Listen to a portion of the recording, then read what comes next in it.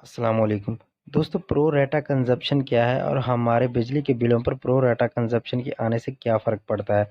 क्या हमारे बिजली के बिल प्रो रेटा कंज़प्शन की वजह से ही ज़्यादा आ रहे हैं या फिर ओवर बिलिंग को ही प्रो रेटा कंज़प्शन कहते हैं?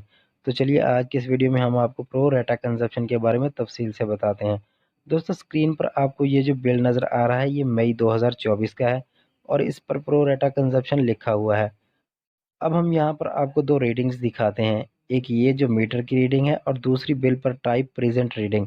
अब इन दोनों रीडिंग्स में आपको 4 यूनिट्स का फ़र्क नज़र आ रहा है।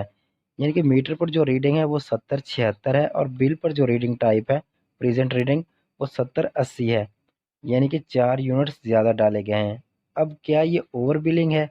तो यहाँ पे मैं आपको बताता चलूँ कि नेपरा रूल के मुताबिक बिलिंग का रीडिंग का जो साइकिल होता है वो 30 दिनों का होता है और मीटर रीडर 30वें दिन आपको मीटर की रीडिंग लेने का पाबंद होता है।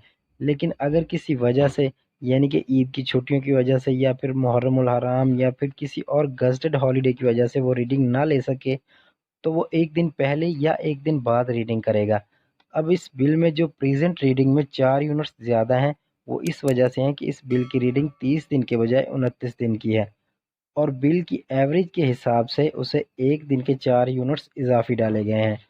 और ये ओवर बिलिंग नहीं है, बल्कि प्रो राटा कंज़प्शन का मतलब हस्बे शरअ इसे 1 दिन की एवरेज के मुताबिक 4 यूनिट्स ज़्यादा डाले गए हैं।